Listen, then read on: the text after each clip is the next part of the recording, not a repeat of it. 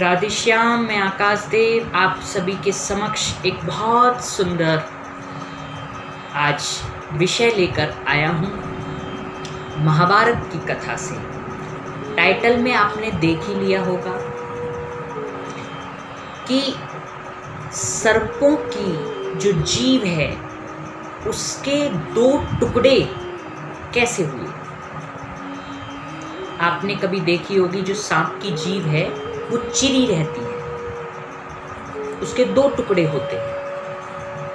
उसके पीछे का रहस्य मैं आज आपको बताऊंगा।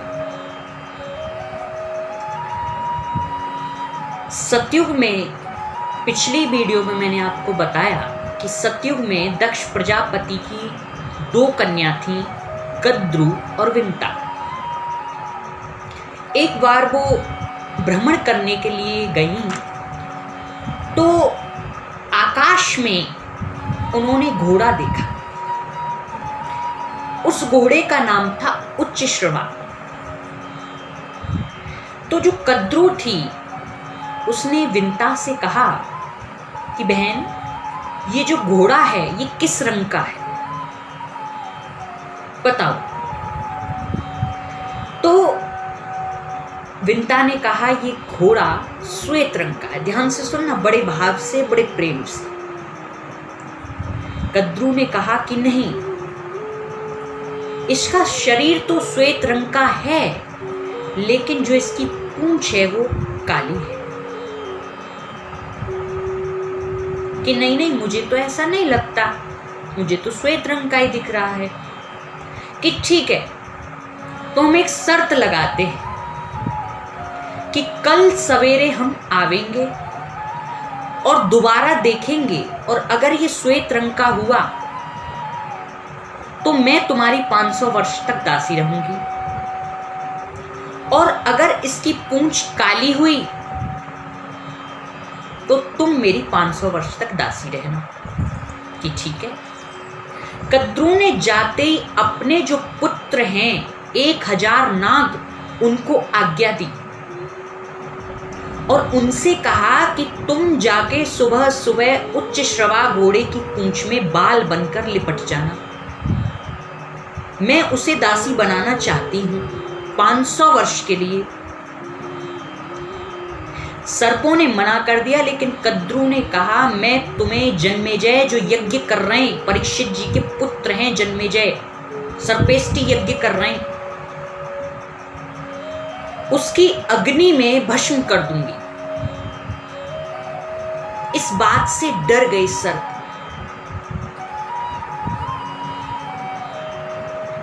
और जाकर सुबह सुबह घोड़े की पूंछ में बाल बनकर लिपट गए। सुबह जाकर जब कद्रु और विंता ने देखा तो कद्रु ने कहा देखो, इसकी पूंछ काली है और ये वैसे श्वेत रंग का है, इस हिसाब से तुम मेरी 500 वर्ष तक दासी रहोगी। ये उन्होंने कह दिया। इस बात को सुनते ही विंता का मन खिन्न हो गया। अब विंता का जो दूसरा अंडा था, मैंने पिछली वीडियो में आपको बताया कि जो दूसरा अंडा था उससे गरुण भगवान का प्राकट्य हुआ और गरुण भगवान उस अंडे में से निकलकर आकाश में उड़ने लगे। उनका शरीर विशाल, नेत्रों में बिजली के समान अग्नि, तेज, बल, विक्रम से संपूर्ण थे गरुड़ भगवान।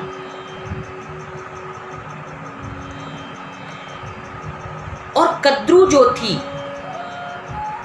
वो विंता को क्या कहती कि तुम ये काम करो, ये काम करो, क्योंकि दासी थी। और उनके पुत्र गरुड़ भगवान से भी कहा करती थी कि हमें सरोवर में ले चलो, नागों की बस्ती में ले चलो, हमारा भ्रमण करने का मन है, हमारे पुत्रों के भ्रमण करने का मन है। अब गरुड़ भगवान मनी मन में सोच रहे हैं, क्यों ऐसा, क्यों मैं क्यों करें हम काम, इनकी सेवा हम क्यों कर रहे हैं। माँ से पूछा, माँ ने सब रहस्य बताया। गरुड़ भगवान ने जाके सर्पों से और सर्पों की माँ से कद्रु से पूछा कि मैं ऐसा क्या करूं जिससे मेरी माँ दासी पने से हट जाए। कद्रु ने कहा और उनके पुत्रों ने कहा 1000 कि हमें अमृत लाके दे दो। आज गरुण भगवान माँ का आशीर्वाद लेकर निकल गए, अमृत के लिए निकल गए। अमृत के लिए आज निकल पड़े हैं गरुण भगवान। और इंद्र को जब पता चला बृहस्पति ऋषि से कि ये स्वर्ग में अपशगुन क्यों हो रहे हैं, और जाकर बृहस्पति जी से कह रहे हैं कि हमारे समान तो कोई युद्ध में जीत नहीं सकता किसी को, हमारे जैसी शक्ति तो किसी में नहीं है, ये क्यों हो रहा है। तब बृहस्पति जी ने कहा कि विंता पुत्र गरुण अमृत का कलश लेने के लिए आ रहा है और बहुत शक्तिशाली है वो। इतनी बात को सुनकर इंद्र ने तुरंत देवताओं से कहकर उन्हें रोकने का प्रबंध किया। बहुत प्रयत्न किया गरुण भगवान को रोकने का, लेकिन गरुण भगवान रुके नहीं और अमृत तक पहुंच गए। बहुत कठिनाइयों के साथ वो अमृत का कलश उठाया। आज इंद्र चरणों में लेट गया और कहा कि मैं आपसे मित्रता चाहता हूं। लेकिन देखिए कितनी अच्छी बात है, गरुण भगवान ने वो अमृत पिया नहीं। इससे भगवान विष्णु प्रसन्न हुए और उन्हें दर्शन दिए और कहा वरदान मांगो। गरुण भगवान ने कहा कि मैं बिना अमृत पिए अजर अमर हो जाऊं, लेकिन मैं भी आपको एक वरदान देना चाहता हूं, आप मांगिए। भगवान ने कहा कि मैं तुम्हें अपना वाहन बनाना चाहता हूं। कि ठीक है। गरुण भगवान ने भी आज वरदान मांगने को कहा भगवान से।